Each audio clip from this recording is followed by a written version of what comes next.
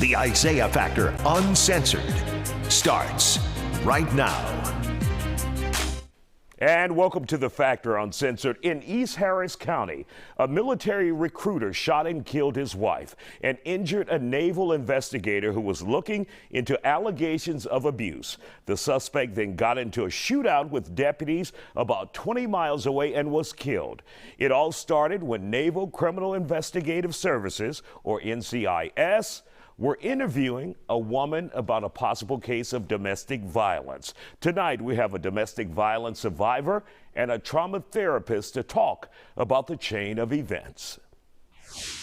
Such a troubling and disturbing story here in Houston, Harris County yesterday, where the woman was trying to get help dealing with domestic violence, and then her husband, a military recruiter, comes in with guns a-blazing, shoots and kills her, shoots the investigator from the Navy looking into his behavior, and he is finally killed.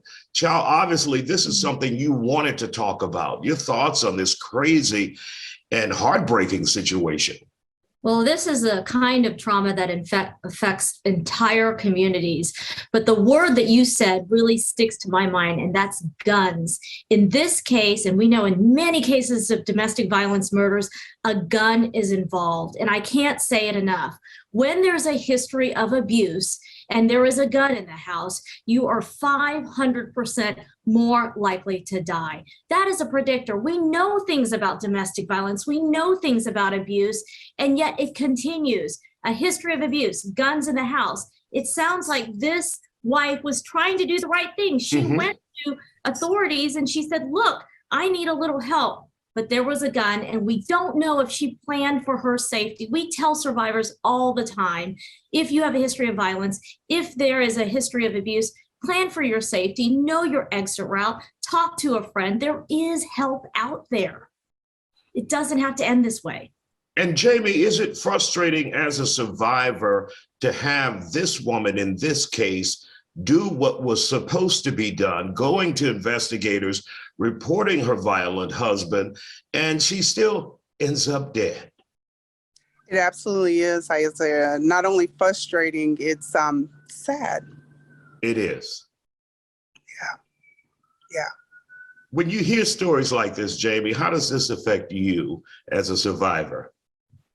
Yeah, so beautiful question. It impacts me in several different ways. It gives me the intestinal fortitude to keep pushing in my advocacy work, sharing my story to raise awareness around this very hard topic. It keeps me humble that I have the ability to raise my voice for my sisters and some brothers that have lost their voice as a result of domestic violence. Wow, Isaiah, I can go on and on, but I'm definitely humbled, grateful, and that much more intentional about raising awareness around domestic violence. Jamie, have you ever encountered anyone you tried to help, but unfortunately it was too late, too little, too late? Not directly, but I did know a swing out dance. And I did know a sister in my DFW swing out dance community that lost her life to domestic violence. And her husband shot and killed himself as a result of killing her. So yeah, not directly, but it impacts me indirectly in so many ways. And Charles, you mentioned an exit plan. For those who are not familiar with an exit plan, what would that entail? You know, safety planning is very individualized for each survivor. It could be things like, where are the keys if you need to leave? What is the code word in the home? Do you have a friend? Do you have a bag packed? You know, it really is up to the survivor to decide when is the best time and when is the safest time to leave. And Jamie touched on something that this community needs to know and your viewers need to know, is that domestic violence is not just a personal issue. It affects entire communities. Everyone's affected. I mean, there is a child, a toddler who doesn't have parents right now, first responders, police who had responded, who'd had to witness the horror, loss of jobs, the military community who was affected, an innocent bystander who was shot in this case. Domestic violence spills into entire communities, and victims, survivors need to know that there is help. There are safety plans. They could call a community-based organization. There are hotlines across the city of Houston and across the country where survivors can call and try to navigate those difficult circumstances. A lot of times, survivors have no idea they're even in an abusive relationship, and Jamie can talk about that. Jamie knew she was in a wonderful appearing marriage and didn't really know, Jamie, and you can speak for yourself, that she was being abused. This is a very important topic. Coming up here on The Factor Uncensored, we're not done yet. We hear more of Wright's story and how you can notice the signs of domestic violence if even you don't know you're a victim. Welcome back to The Factor Uncensored. On average, nearly 20 people per minute are physically abused by an intimate partner in the United States. In Harris County alone, 35% of murders derive from domestic violence. Also, according to one therapist, sometimes people don't know when they're in violent relationships. They actually think they've just gotten into a fight with their significant other. My guests talk about how you can notice signs of abuse before it becomes a deadly situation. I grew up with domestic violence all around me as a child, so I was conditioned. So when it started happening in my life, I felt like that was a form of love. And so it wasn't until I got to the point where I thought my life was about to be taken and went to the Houston Area Women's Center and not only found out what domestic violence was, but it's a whole thing, and it's very real.